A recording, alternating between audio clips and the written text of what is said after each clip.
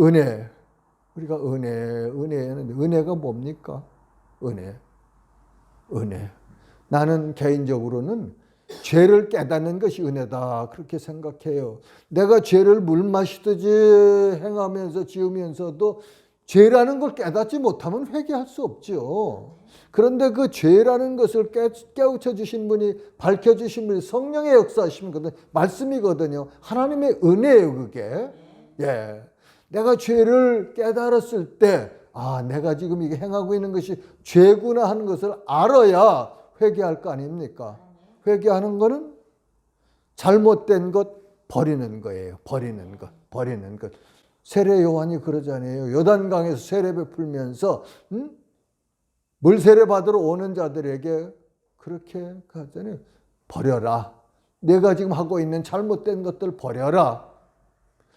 구원받는 회개와 일상생활에서 우리가 늘 고쳐야 될, 잘못된 부분들을 고쳐야 될 회개가 있죠. 그렇죠? 구원받는 회개. 하나님께서 주시는 은혜 사건이에요. 네. 은혜 사건입니다. 하나님께서 우리 죄를 밝혀주시지 않으면 우리 죄를 모르고, 그리고 죄를 깨달았으면 그걸 버리고 돌이킬 수 있는 것, 능력도 하나님께서 주셔야만 가능하거든요. 우리가 지어먹는 마음은 인간이 얼마나 강하겠습니까? 강한 부분도 있겠습니다만 흔들리죠. 시편 18편은 이렇게 말씀하세요. 1절과 2절은 나의 힘이신 여호와여, 내가 주를 사랑하나이다. 나를, 내 거룩한 삶을 지키려면 하나님을 사랑해야 돼요. 그러면서 여호와는 나의 반석이시오, 나의 요새시오, 나를 건지시는 이시오, 나의 하나님이시오, 내가 그 안에 피할 나의 바위시오, 나의 방패시오, 나의 구원의 뿌리시오, 나의 산성이시로다. 하나님은요, 우리가 하나님을 사랑하면 하나님 기뻐하시죠. 하나님 기뻐하세요. 저는 그렇게 생각해요. 사모 보고, 여보, 오늘은 미국에 아이들하고 전화 통화 좀 한번 합시다. 그래서 카톡 통화를 하든지 전화 통화를 하고 나면 말이죠, 그렇게 기분이 좋아요. 한 며칠 가더라고요. 기분 좋은 것이. 그렇다고 그 아이들이 자녀들이 다른 거 했습니까? 그냥 통화한 거거든요. 통화한 거예요. 말 듣고 음성 나누고 했어요. 하나님과 우리 사이도 나는 그렇다고 정의해요. 하나님, 우리가 아버지 하기만 해도 하나님 오냐 하시면 기뻐하신다고는 생각해요. 삶의 현장에 어디서든지 운전하고 가든지 하늘 쳐다보고 산책을 하든지 설거지를 하든지 성경을 읽든지 아버지 하면서 하나님을 묵상하고 하나님을 생각하면서 하나님 내가 사랑합니다. 그 한마디에 하나님은 기뻐하시고 우리 영혼을 구원해 주신 그분이 기뻐하신단 말이죠. 성숙해 가야 되죠. 성도는 성장해야 돼요. 날마다 성장해야 돼요. 아니 우리를 사랑해서 독생자를 하늘 영광 보좌 버리시고 낮고 천한 이 땅에 사람의 몸을 입고 보내신 하나님이, 오신 예수님이 나를 위해서 여러분 개인이에요. 구원은 개인이에요. 개인. 우리 아니에요. 구원받은 그룹은 우리지만 구원은 1대1 개인적인 사건입니다. 개인적인 복이에요. 나를 구원하시기 위해 십자가에 못 박혀 죽으시기까지 한 그 하나님이, 그 예수님이 내게 부족한 것을 무엇을 보시고서 외면하시겠습니까? 외면 안 하세요. 하나님은 우리의 모든 것을 다 하시고 필요한 것 다 공급하시는 분이세요. 그러면 목사님, 왜 그럼 성도가 고통을 당합니까? 왜 그럼 저 성도가 어려운 환경을 거칩니까? 광야 훈련이라고 나는 인정해요. 광야 훈련. 하나님께서 우리를 구원받은 딱 그 순간 불러가시면 나는 제일 좋을 것 같더라고요. 뭐 이 고통스러운 세상에서 고통당하고 안 살고. 근데 그렇게 안 하시잖아요. 우리가 신분은 변했어요. 하나님의 나라로, 하나님의 자녀로, 거룩한 백성으로, 성도로. 그럼 금방 그렇게 변하던가요? 안 변해요. 삶을 통해서 오는 시험을 이겨가면서 점점 하나님의 성품으로 변해가는 거죠. 그것이 난 광야 훈련이라고 생각해요. 그 과정을 밟아가면서 성장하다가 주님께서 부르시면 가야죠. 자, 3절은 그렇게 말씀하세요. 땅에 있는 성도들은 존귀한 자들이니, 이 땅에 있는 우리가 존귀한 자들이래요. 존귀한 자.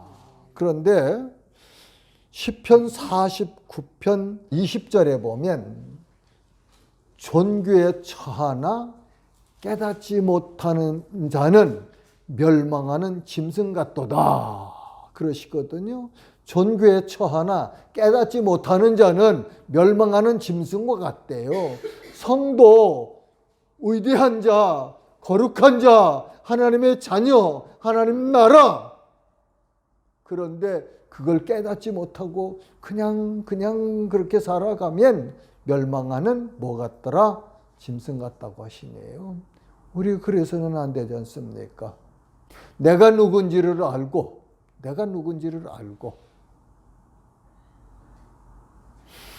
나를 나되게 하신 그분, 하나님이 어떠신 분인지를 알고 그분과 함께 살아가면서 그분이 기뻐하시는 삶을 살아가는 것이 성도로 온전한 삶 사는 거 아니겠습니까? 네.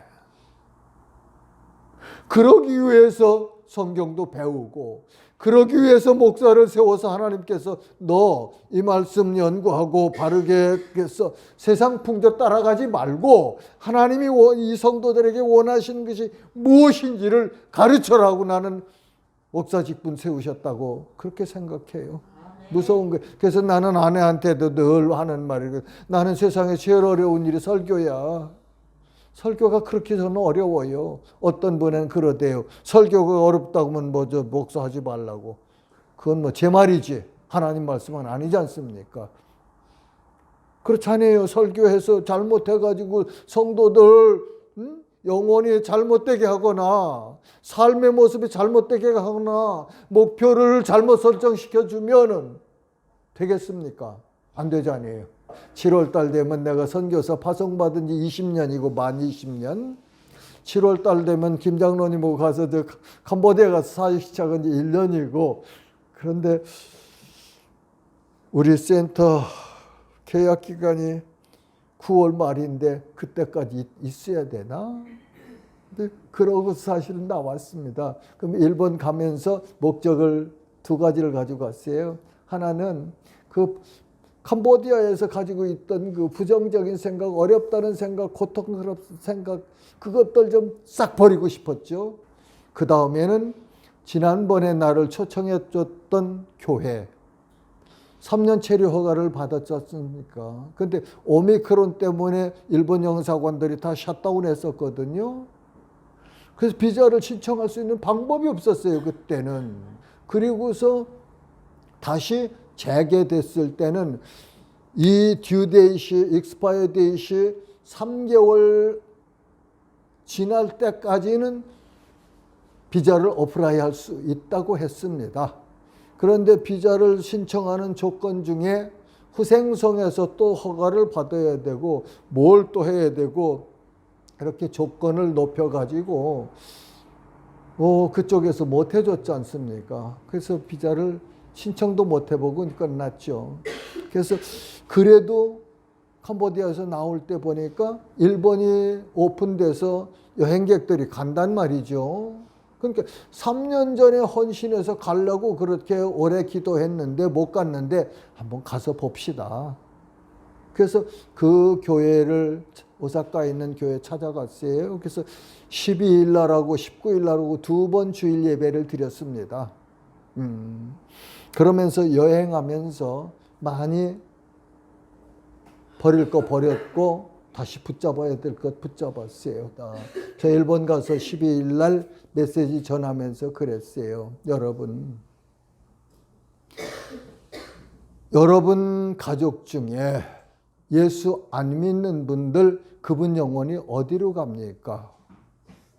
우리 영혼이 가는 곳은 A와 B 두 나라밖에 없어요. A는 하나님 나라고 B는 사단의 나라의 지옥이에요. 천국이냐 지옥이냐 가는 곳이 두 군데밖에 없어요. 그러면 여러분들이 예수를 오래 믿으셨는데 내 남편이, 내 아내가, 내 자식이, 내 부모가 예수 안 믿으면 지옥 향해서 가고 있는데 당신들 마음이 편합니까? 그걸 보면서도 당신들이 외치지 않습니까? 그걸 보면서도 하나님 앞에 금식하며 부르짖으며 기도하지 않습니까? 불은요? 불을 통해서 불이 옮겨가죠? 그렇죠? 예. 불이 있으면 불이 옮겨가는 거예요. 생명도, 구원의 생명도, 예수 생명도 생명을 가진 사람을 통해서 당신 거기 가면 지옥불에 가는 거예요. 지옥불에. 거기 가서 당신 영원토록 고통받아요. 거기 가면 안 돼. 가면 안 돼. 나와야 돼. 돌아서야 돼. 예수 믿어야 돼. 예수 믿으세요. 그리고 하나님 앞에 하나님 내 사랑하는 내 남편 하나님 구해주세요 하고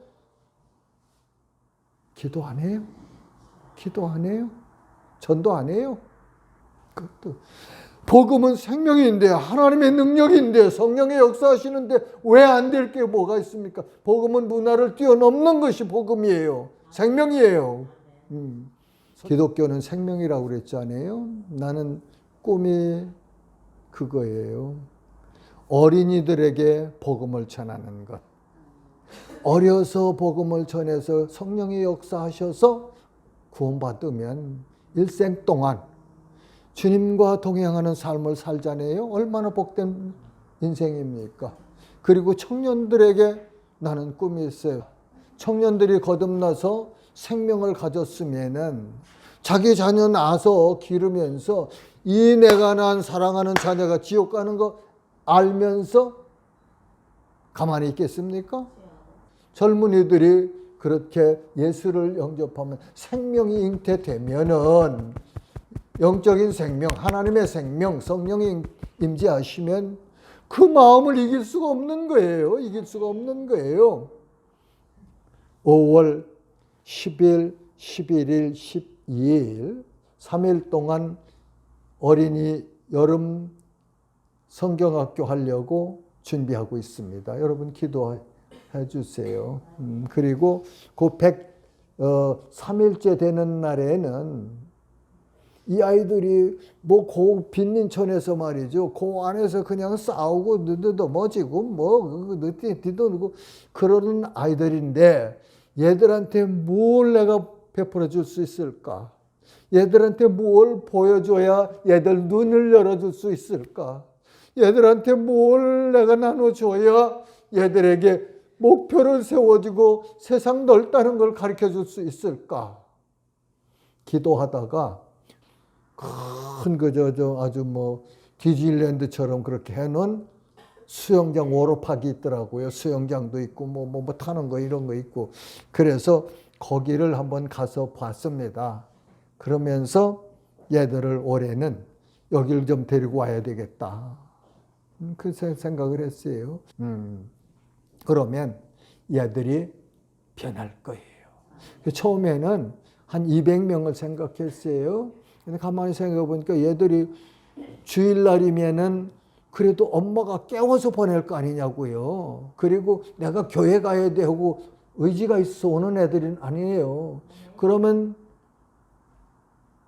아이들이 헌신하는 거거든요. 그리고 제 친구들이 동네 사람들이 저는 저 교회 간다 하면서 손가락질도 받을 거라는 말이죠. 그래서 깨달은 것이 제가 올해는 여름 성경학교 이틀 동안은 누구든지 와라. 그러니까 예배는 누구든지 와요. 누구든지 와도 돼요. 늦게 와도 뭐 나는 괜찮아요. 그런데 훈련이나 베네핏은 멤버에게 베풀어줘야 되겠다 해서 110명만 딱 데리고 가려고 계획했어요.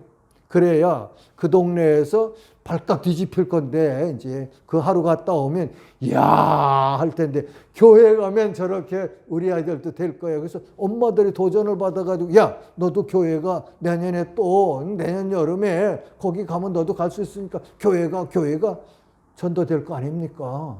그래서 전략적으로 우리 교회에 나오는 아이들 110명만 데리고 가려고 해요. 이제 목사님들하고 이제 여러분들이 오셔서 수고하실 거고요.